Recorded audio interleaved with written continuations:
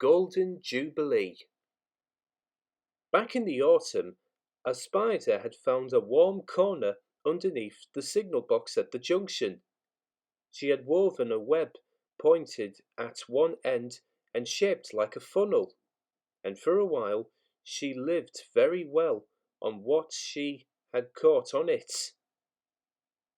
Now it was spring, and the spider had moved on. She knew nothing about the preparations for the Golden Jubilee. "It's going to be a disaster," remarked Henry gloomily. "Important people, a special train, and nothing for them to see."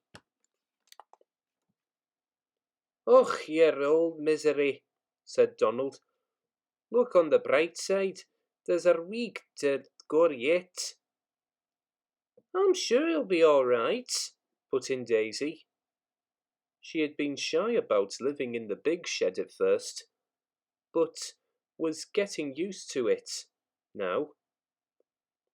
"Of course it will," agreed Duck. "Have you ever known the Fat Controller's plans to go wrong?" "No," admitted James. "I've never known that."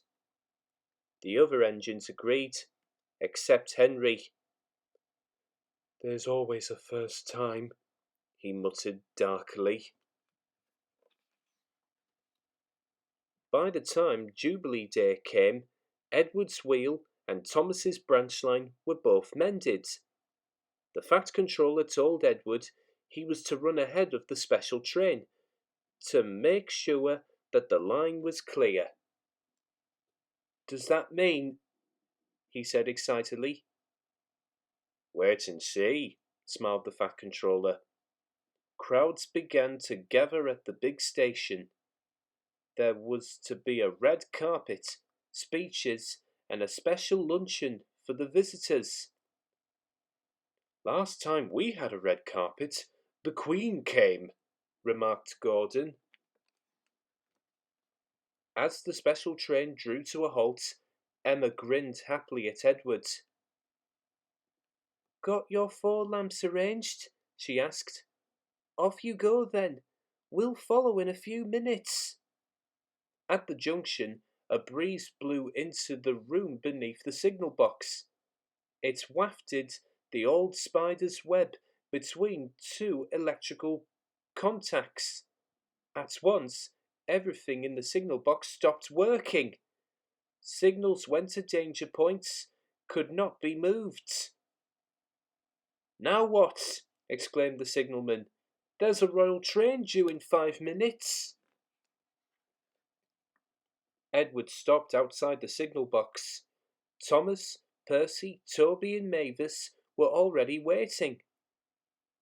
"The electrics are dead," the signalman told Edward's driver. "We shall have to flag you all through, but it will take time. You must go first, then the Royal." Carefully, men with flags sent the trains on their way. Edward went first, with a letter for the Fat Controller telling him what had happened. Pip and Emma went next.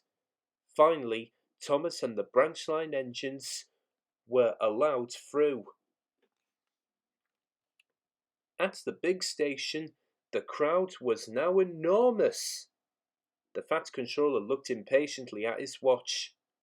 Gordon, Henry, and James had got the best places at the platform.